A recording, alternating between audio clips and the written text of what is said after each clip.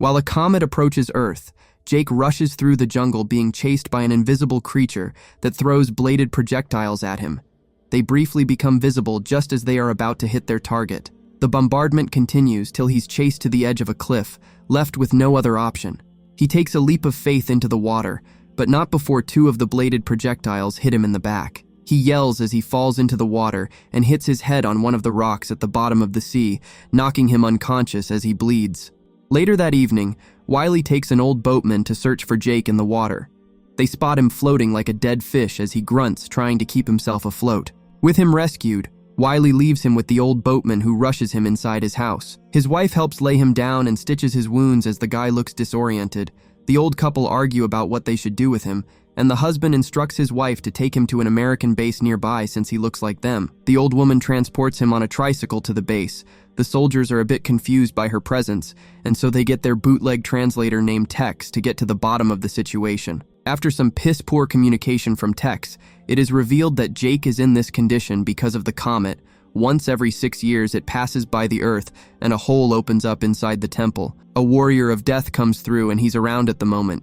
Tex gets it half right, but the soldiers don't take what she's saying seriously. They just take Jake from the back and escort him inside for him to get further care. As they tend to him, Myra comes to question him with the assumption that he's there for the plutonium deposits recently found in the area. However, Jake doesn't know what she's talking about or even remembers his name. She takes it as he's playing dumb, so she snaps a picture of him to run a background check. Later on, they move him to an interrogation room where she questions him on how he sustained his injuries among other things, but he alerts her that he can't remember. Myra doesn't believe him and wants to know what he's doing in Burma, but he thought he was in Myanmar. She warns him that if they have the same objectives, it will be a big problem for him. She continues to ask who he's working for and shows him a device they found in his outfit which seems familiar to him. After the first round of questioning, she reports back to Captain Sand and alerts him about Jake's massive head trauma, but he orders them to move on to the next stage of trying to get information. One of the soldiers comes to move him, but this leads to a brawl inside the cell where he beats up multiple attackers. He is eventually sedated by Myra. When he thinks he has her pinned to a wall, they restrain him again, and she gives him a truth serum to get him talking. He begins to reveal some details, but they are not enough, so she concludes that he did lose his memory. The intelligence officer suggests they take a softer approach by taking him out for some fresh air. The two walk around the camp hoping to get him to remember anything, but all he has is a headache. Meanwhile, at a different part of the base, a random group of monks move through, but they are concealing Quang. The soldiers are too busy trying to light up their cigarettes to notice him till he's in position to attack. He begins to do a madness and beats his way through the soldiers. He keeps moving while taking cover to avoid the bullets that narrowly misses him. He carries on mowing through an ungodly number of soldiers without taking any damage. Jake and Myra hear the gunshots as he gets closer to their location. Before they can evacuate Jake, the intruder is already at his location and takes out the unit around him, leaving only Myra, who he easily disarms before asking Jake to follow him. The gullible guy just believes the stranger as they high-five each other and run off. He wants to know where they're going as they continue fighting through an endless number of soldiers. The duo finally manages to escape and arrive at a field where they are surrounded by individuals that seem to know Jake. Harrigan, the leader of the group, begins to talk about them sticking to the plan before asking Jake what happened to him. Carmen knocks him on his chest and hugs him, relieved to see that he's safe, but he doesn't know who she is. He pushes her off him and asks the people standing before him who they are. Harrigan walks closer to inspect him and starts to realize the situation. Carmen also notices the injuries from his back as they continue to question him. The space warrior lurks inside the tall grass with them and begins his assault by knocking and dragging them one at a time. It targets Jake and his girlfriend, hitting them with a powerful electric blast that sends them flying. Everyone recovers and quickly regroups to leave the location, but they are surrounded by the army. Carmen begins their offensive by launching her explosive arrows at some of the soldiers. The others in the unit decide against using their guns and instead attack Jake with their fists, but he easily beats them up. While the rest take down their respective attackers, the alien is still around and attacks Jake again, giving Myra and Tex the chance to apprehend him. They take him back to the base where they interrogate him about the group. Think they forgot the guy has memory loss because he tells Myra that he doesn't know them, but they seem to know him, revealing his name to him. He warns her to leave the area and feels like she's asking the wrong questions. After some consultation with Captain Sand, they take a unit out to the jungle to look for more than just the plutonium. As she uses a radiation detector to help them navigate through the dense vegetation, the space warrior lingers around taking a head count of their total numbers. Myra picks up abnormal readings, so the captain signals his men to stay on high alert. He takes the opportunity to also warn Jake not to try anything funny. Suddenly, the screams from the soldiers can be heard up ahead. This is followed by a volley of the invisible projectile blades that rain down on the unit. The alien stays cloaked as it moves through the forest.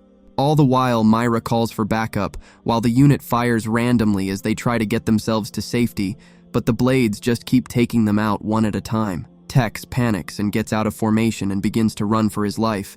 Somehow Jake knows the space warrior is after him, so he grabs Myra and tries fleeing with her. With the unit dispersed, Captain Sand stands alone, anticipating the alien will show itself. He looks up at the trees and it deactivates its camouflage before jumping down to face him. Elsewhere, Myra stops Jake and alerts him that they have to go back for the captain, but he tells her that there is no time. During that interval, Sands backs off as the warrior from another world activates his blade. He manages to grab a gun nearby and begins to fire at close range, ending the creature. Tex was watching the whole time and comes out to congratulate the captain for killing it. Unbeknownst to him, the alien begins to heal and comes back to life.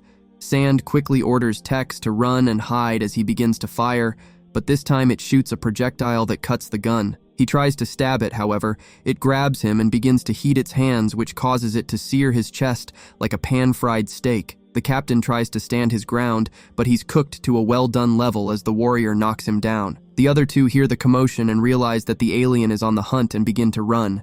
Jake ends up falling down a hole into a hidden residence. Myra calls to him, but that comes to an end when the warrior catches up to her and fires a projectile which takes the lady out. Meanwhile, Jake tries to get his bearings below when he's suddenly attacked by Wiley. The guy somehow fell into his underground abode. Like a broken record, he asks who he is, and Wiley is surprised that he doesn't recognize him. He just alerts Jake that he is the embodiment of his fate if he doesn't start rectifying himself. The old-timer begins to attack. The two exchange blows as they fight through the tight room. Wiley explains that the space warrior wanted him here. He is the one that gave humans jujitsu, and Jake has to fight him. He reveals the name of the space warrior as Brax. The alien fights fair, but punishes things that spoil that purity in a fight. Their fight comes to an end when the group walks in on them and asks Jake to follow them. They all leave and make their way to the temple, but signal Brax to let him know their movement. The group arrive at the main hall where they meet others practicing in preparation for the battle. Wiley explains that the comet in the sky at the moment passes over the Earth every 6 years, which causes a portal to open. Brax comes through from a different galaxy, looking to fight the chosen jujitsu of that time. If he doesn't get his fight, he stays and kills everything on the planet. He taught their ancestors how to fight him, and this forces their descendants to fight him when he comes. Carmen orders him to change back into their fighting gear in preparation. The two have a moment that is interrupted by their leader. Everyone heads back out to face Brax using Jake's plan. Surprisingly, they are surprised to find out that the guy who has amnesia has forgotten the plan. After some brief deliberation, they trek on till they reach a point where Harrigan asks Wiley to fall back. All the while, the alien is keeping tabs on them. They split up, and Jake's group carry on through the jungle where they spot Brax up in the trees. Forbes asks the rest of them to go on ahead. While he confronts him, the others are reluctant to leave, but he informs them that it's his time. He draws his weapon, so the space warrior accepts his challenge and appears before him. They give respect to each other and proceed to fight. Forbes puts up a good showing as he lands some significant blows. Brax defends one of his kicks with his blade, which cuts his Achilles tendon. As he prepares to finish him off, two of his comrades double back to help, but they only delay the inevitable because they get killed and Forbes gets finished off. Jake is now alone and senses something is amiss, so he looks around frantically but not carefully because Captain Sand finds an opening and knocks him out. It is revealed that he didn't die from his encounter with the alien.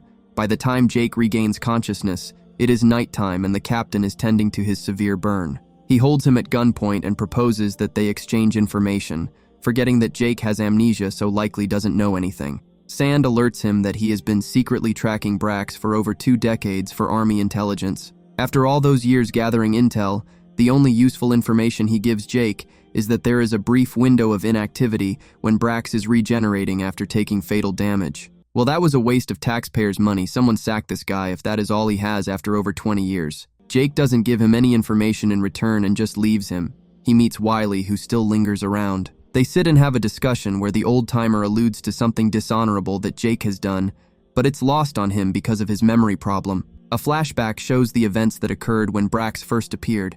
Everyone was present and ready to take him on. The first guy steps up and the alien gestures for everyone to go except for Jake and the Challenger. The Space Warrior easily kills the Challenger, which scared Jake, so this mofo ran away like a bitch. Back to the present, Wiley reveals that 6 years ago, he also did something, but he begged for his life when faced with Brax.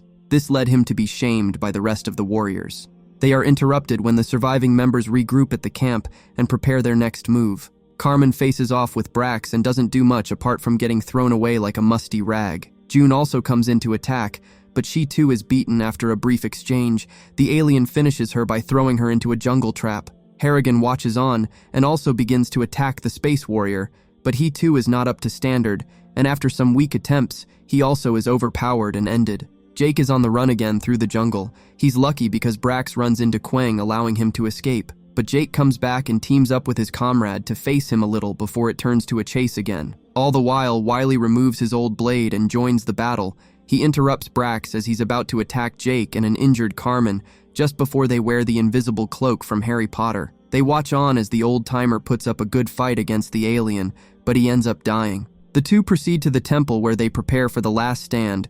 Carmen reveals that Wiley was Jake's dad. He gets some visions of his father training him when he was younger, and that's about it. They are interrupted when Tex randomly appears with the fisherman and his wife.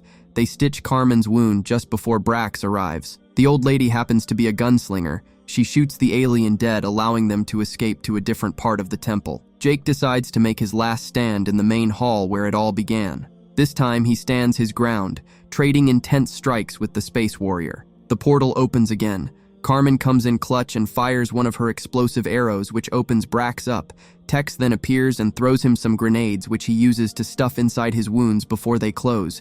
He then kicks him through the portal, which causes a giant explosion before it closes again. With the threat averted, the survivors leave, anticipating the Warriors' return in 6 years.